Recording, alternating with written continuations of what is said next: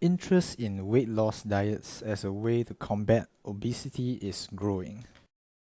And with obesity a growing health problem in Singapore, it would help to know if such diets can be used to combat this rising trend.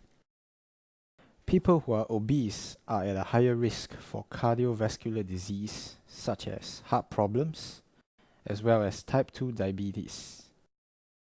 They are also more prone to the metabolic syndrome, which refers to conditions such as higher blood pressure or blood sugar, excess body fat around the waist, and abnormal cholesterol levels. In Singapore, obesity rates increased from 6.9% in 2004 to 10.8% in 2010. Correspondingly, the diabetes rate has gone up from 8.2% in 2004 to 11.3% in 2010. Many studies have explored the dichotomy of a low carbohydrate diet versus one that is low in fat. In 2003, two studies published in the prestigious New England Journal of Medicine found that obese patients on a low-carb diet lost more weight, about 5 kilograms to 6 kilograms, than those on a low-fat diet, who shed about 2 kilograms to 3 kilograms. Those on a low-carb diet also saw a drop in their blood triglyceride and had elevated good cholesterol levels, more so than the group on a low-fat diet. Both diets helped to lower the patient's diastolic blood pressure significantly and reduce their tendency to be diabetic. Although the low-carb diet looks more promising, the dropout rate was very high, which meant that long-term adherence is a problem. There is also concern that the increased fat and protein intake may be bad for the heart. More recently, a 2012 study by the University of Athens Medical School found that eating 920 grams less carbohydrate and 5 grams more protein per day may be bad for the heart. The study, which tracked 43,496 Swedish patients for close to 16 years, found that those dietary changes led to a 5% higher risk for coronary heart disease. The data was surprising as it was expected that a low-carb diet would reduce the likelihood of heart disease. The answer may lie in a study by the Harvard School of Public Health, published in 2010 in the Annals of Internal Medicine. It involved the data of more than 120,000 people in the United States who were followed up for more than 20 years. Its findings show that the type of protein in a low-carb diet makes a difference. Animal protein refers to products such as meat and eggs, while vegetable protein can be found in soybeans and greens like broccoli. The group who mainly ate animal protein had an increased risk of chronic diseases and death. They were more likely to die from heart disease and cancer than those who mainly ate vegetable protein. In fact, there was a protective effect for those who ate vegetable protein.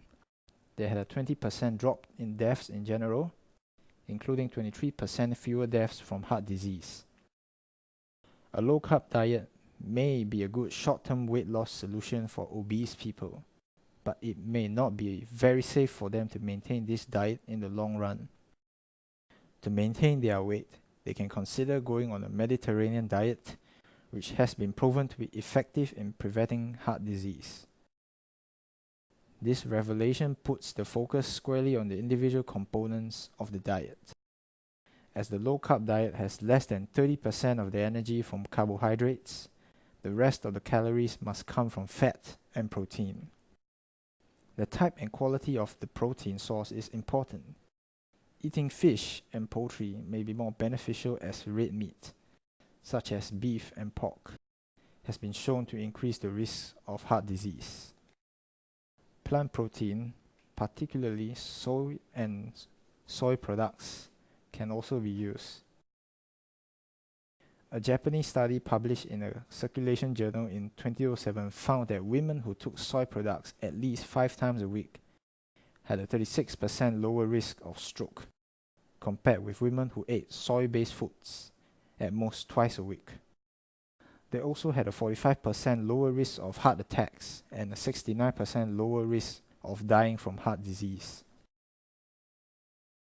For a heart-healthier and fuller meal, cut down on red meat or fatty meat and eat more leafy vegetables.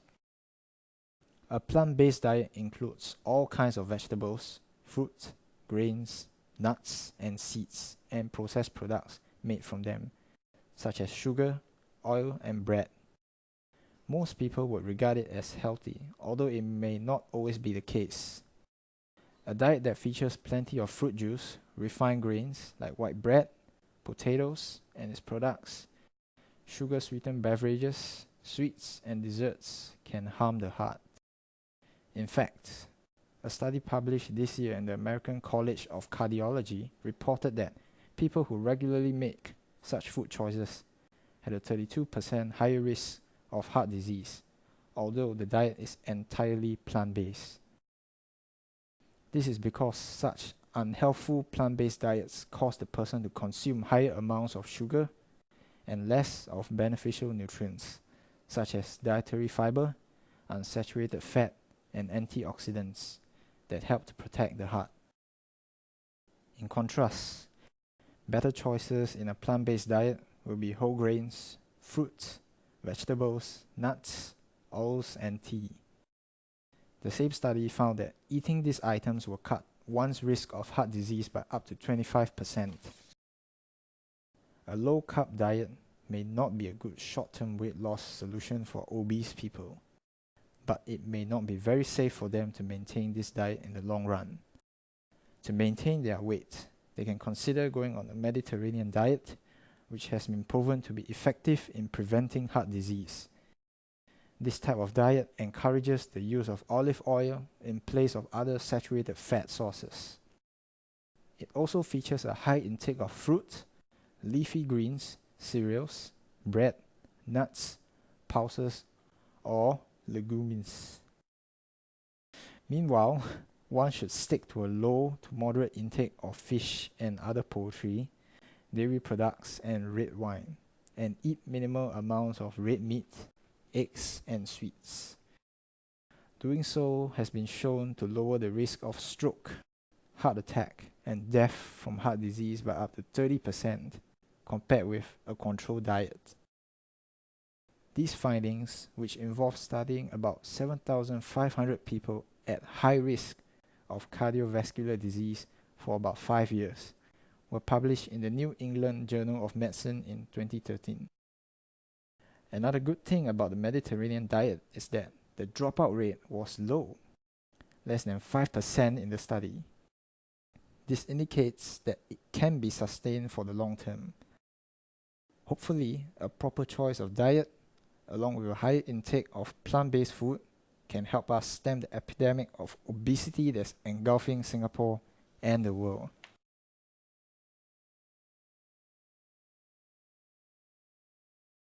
Attempts by ambitious parents to game the direct school admissions (DSA) system are not limited to the School of Arts (SOTA).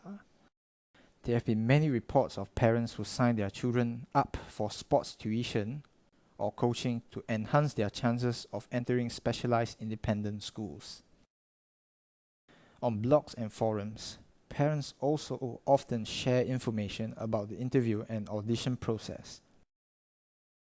The specialized independent schools here say that they have also processes in place to detect a student's genuine aptitude. At the National University of Singapore High School of Mathematics and Science, students who pass initial selection tests are invited for a selection camp where they are put through exercises that can shed light on their problem-solving abilities, communication abilities, and creativity, said NUS High Principal Lee Bee Yen. The questions are original and tasks are structured such that it is hard to prepare for them.